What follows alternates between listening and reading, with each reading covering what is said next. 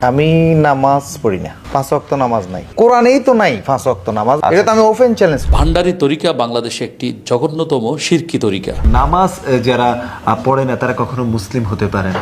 একজন মুসলমানের মূল পরিচয় হলো নামাজ, যে মিফতাহুল জান্নাতিস সালাহ, নামাজ হলো বেহেশতের চাবি। তাহলে এটা একজন মানুষই হলো সালাত। একজন মানুষের সাথে সুন্দর সম্পর্ক রাখবেন, সে আপনাকে সুপথ, মানুষ ছাড়া খেফারেতে মূল হারাবে। মানে একজন মানুষের সাথে সুসম্পর্ক থাকলে, সৎ মানুষের সাথে আপনাকে আস্তে আস্তে কোরআন হাদিসের যে রেফারেন্স এই অনুযায়ী তারা বলছে যে যে নামাজ না পড়ে সে কখনো মুসলমান হতে পারে। তাহলে আপনি কি মুসলমান কিনা? আপনি কি আল্লাহর ব্যাখ্যা মানবেন না ওলামায়ে কেরামের ব্যাখ্যা মানবেন? এটা তো কোরআন এবং হাদিস, কোরআনের ব্যাখ্যা মানবেন।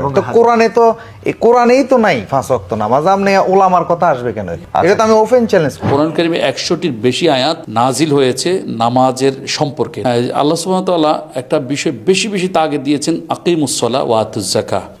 বিভিন্ন জায়গায় বলা হচ্ছে নামাজের সম্পর্কে। নামাজ সম্পর্কে এত বেশি পরিমাণ আয়াত নাজিল হয়েছে, এটা একটা সুস্পষ্ট বিষয় যে নামাজ ফরজ করা হয়েছে। এ পর্যন্ত ইসলামের বিরোধিতা করে এমন কোনো ব্যক্তিও নামাজ সম্পর্কে এমন জঘন্যতম মন্তব্য করে নাই। এরপরে রাসূল করিম সাল্লাল্লাহু আলাইহি সাল্লাম তো নামাজকে, আপনি যেটা বললেন মিফতাহুল জান্নাতিস সালাহ, নামাজকে জান্নাতের চাবি বলেছেন। এবং আল্লাহ রাসূল সাল্লাল্লাহু আলাইহি সাল্লাম বলেছেন নামাজ হচ্ছে মুসলমানের জন্য সবচেয়ে বড় উত্তম ইবাদত। এক সাহাবী জিজ্ঞেস করেছিলেন রাসূল সাল্লাল্লাহু আলাইহি সাল্লামকে যে সবচেয়ে উত্তম ইবাদত কোনটি?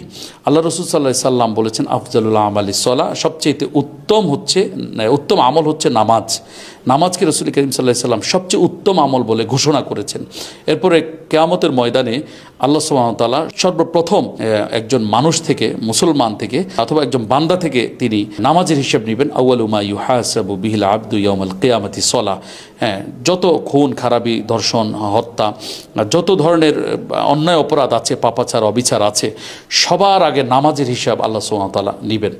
নামাজ যদি কেউ না পড়ে তাকে উত্তম কোনো ব্যক্তি বলা যাবে না, যেহেতু উত্তম আমল হচ্ছে নামাজ। 30 রোজা কোরআনের কোথাও না। রোজা সম্পর্কে আল্লাহ সুবহানাহু ওয়া তাআলা বাকারার 183 নম্বর আয়াতে আল্লাহ সুবহানাহু ওয়া তাআলা সুস্পষ্টভাবে বলেছেন, ইয়া আইয়ুহাল্লাযীনা আমানু কুতিবা আলাইকুমুস সিয়াম কামা কুতিবা আলাল্লাযীনা মিন ক্বাবলিকুম লাআল্লাকুম তাত্তাকুন। আসসালামু আলাইকুম সুপ্রিয় দর্শক, আপনারা দেখছেন দৈনিক জনতা জমির, সাথে রয়েছে আমি হুসাইন মাহমুদ।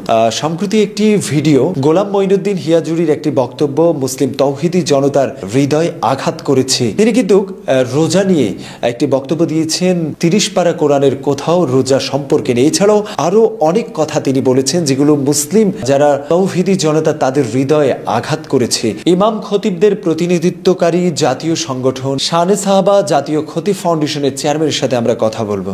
জি, কেমন আছেন হযরত? আলহামদুলিল্লাহ, ভালো আছি। হ্যাঁ, শুকরিয়া আপনাকে।